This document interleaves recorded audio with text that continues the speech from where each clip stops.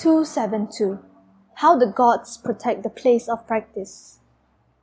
I have safely received the 5,000 coins that you sent. As you know, I am now living deep in the mountains, far from any village where food and clothing are scarce.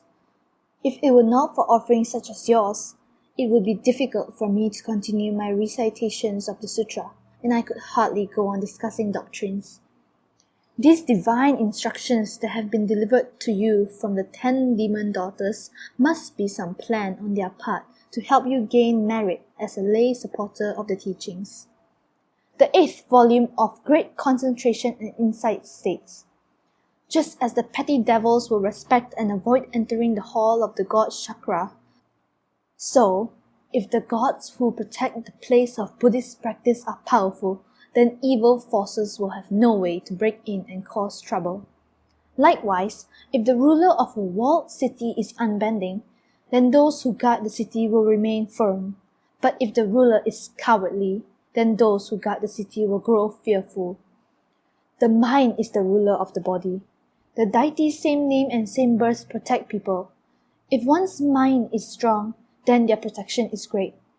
And if this is true of the gods who dwell on one's body, how much truer is it of the gods who protect the place of practice?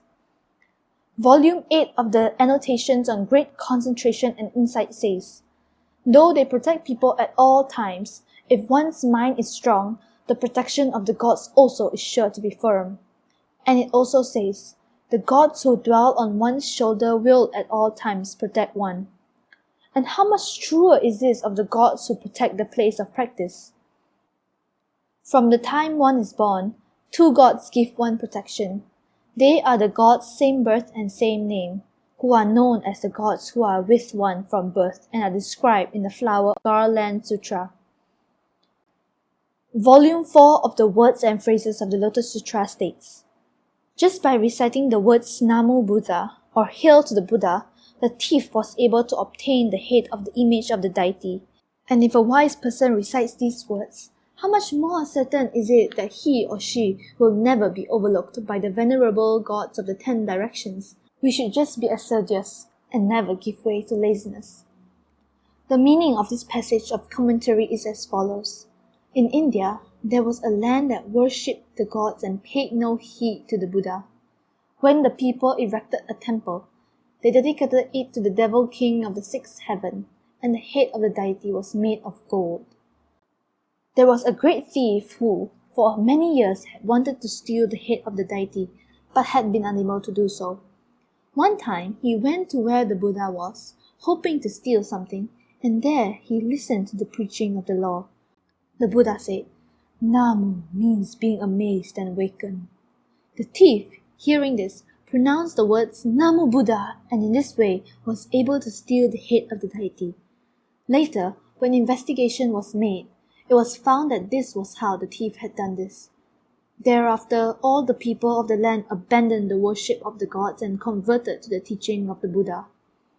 If we consider this story and apply it to the present, we see that, although a person may be guilty of certain faults, if that person has faith in the 3 treasures of Buddhism, he may escape major difficulties.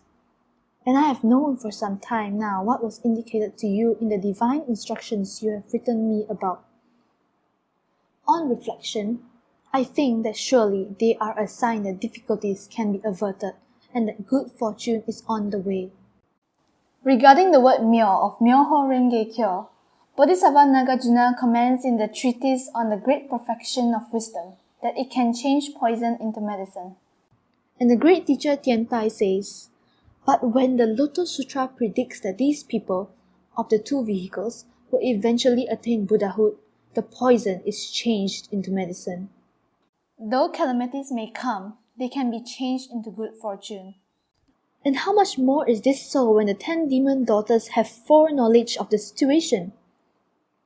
This is what is meant when it says, in great concentration and insight, that logs make the fire burn brighter, and the wind swells the body of the Kalakula insect. It is hard to put on paper all that I would like to say. You must use your mind to judge my meaning. With my deep respect, Nichiren. The 13th day of the 12th month, written in reply. Background. Nichiren Daishonin wrote this letter on the 13th day of the 12th month of what is thought to have been 1276.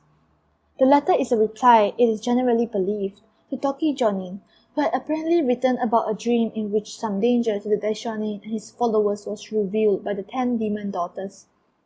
After thanking Toki for the offering he had also sent, the Daishonin refers to the Buddhist principle that if one's mind is strong, the protection of the deities same name and same birth, who are always with one, will also be firm.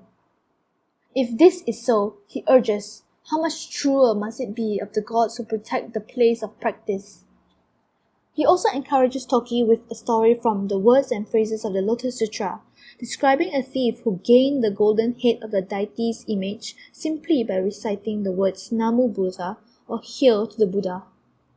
The Daishonin points out that, in the light of this story, even though one may be guilty of faults, one may escape major difficulties if one is devoted to the three treasures of Buddhism.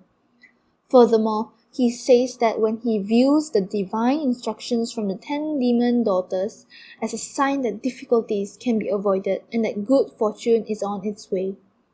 And it is the Lotus Sutra, he emphasizes in conclusion, that allows one to change poison into medicine, difficulties into good fortune.